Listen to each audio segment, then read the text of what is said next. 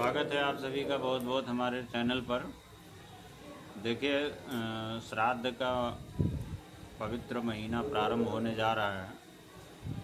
तो आगामी 7 सितंबर से यानी भाद्रपद शुक्ल पूर्णिमा से प्रारंभ होकर के 21 सितंबर 2025 यानी आश्विन कृष्ण अमावस्या तक श्राद्ध का समय चलेगा। तो वैसे तो श्राद्ध के विषय में बहुत सारी चीज़ें बहुत लोगों को ज्ञात होती हैं। श्राद्ध का जो समय होता है पितरों के प्रति श्रद्धा व्यक्त करने का समय होता है, और श्राद्ध जो है वास्तव में है ही श्रद्धा, क्योंकि श्रद्धा शब्द से ही श्राद्ध शब्द का निर्माण हुआ है। और ये लिखा भी है कि श्रद्धया दीयते यत् तत् श्राद्धम, जो श्रद्धा से दान किया जाए, श्रद्धा से दिया जाए, वही श्राद्ध कहलाता है।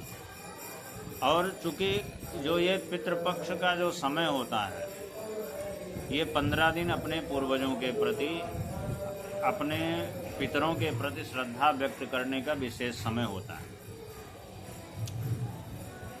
तो इस दौरान ऐसा माना जाता है, पौराणिक मान्यताएं ये हैं कि इस दौरान पितृ जो है पृथ्वी लोक पर सूक्ष्म रूप में आते हैं, और जो भी उनके परिवारजन हैं, जो भी उनके कुटुंबीयजन हैं, उनसे जो है श्राद्ध कर्म की अपेक्षा करते हैं, श्राद्ध कर्म की जो है कामना करते हैं। अब श्राद्ध कर्म में बहुत सारी चीज़ें आती हैं, वो विस्तार का विषय है। ब्राह्मण भोजन है, तर्पण है, पिंडदान है, तीर्थ स्नान है, बहुत सारी चीज़ें होती हैं। कोई व्यक्ति कैसे संपादित करता है, कितनी उसकी क्षमता है, कितना पहुंच है, क्योंकि ये वास्तव में श्रद्धा का विषय होता है।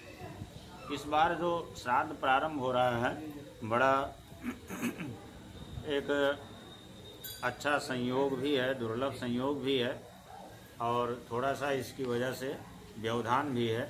आज उसी के बारे में हम विशेष रूप से चर्चा करेंगे, क्योंकि लोगों को ज़्यादा जानने की जो है जिज्ञासा भी होती है, और कई लोगों को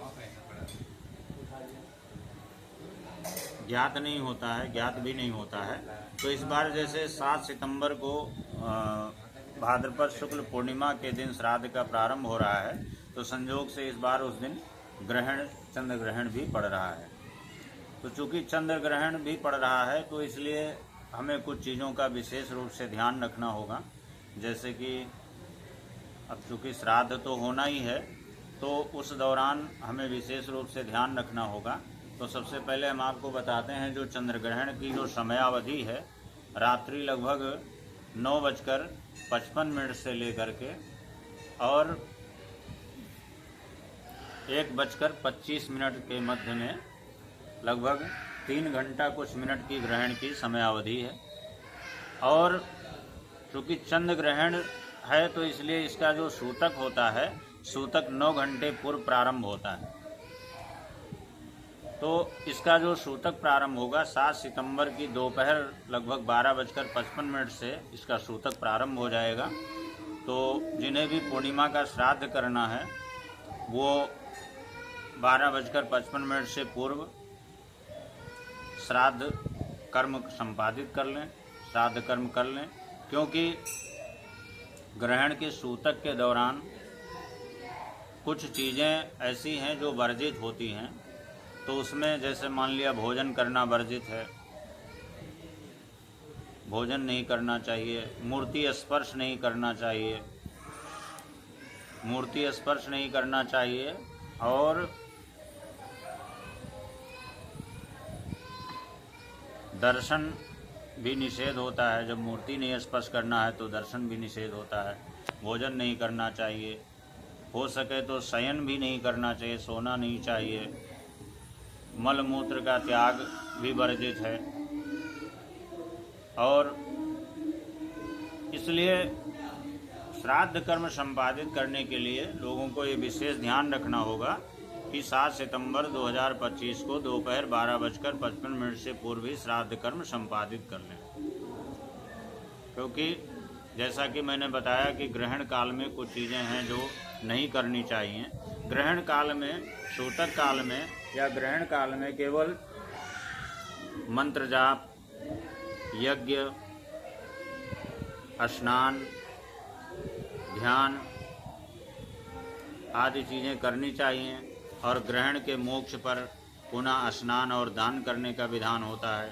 तो इसलिए उस दौरान श्राद्ध करने से बचें और यदि संभव हो तो स्वयं भी भोजन आदि करने से बचें, क्योंकि इस दौरान ऐसे कर्म करने से जो है क्षति होती है, नकारात्मक ऊर्जा का प्रवेश होता है, नकारात्मक ऊर्जा का वास होता है। तो एक बार पुनः जो है ग्रहण की जो समय अवधि है रात्रि लगभग 9:55 से 1:25 के मध्य है और जो इसका मोक्ष होगा, जो समापन होगा 1:25 पर, यानी उस समय अंग्रेजी मतानुसार 8 तारीख होगी, उस समय समापन हो जाएगा। तो इस दौरान मैंने जो वर्ज्य चीज़ें हैं वो बता दी।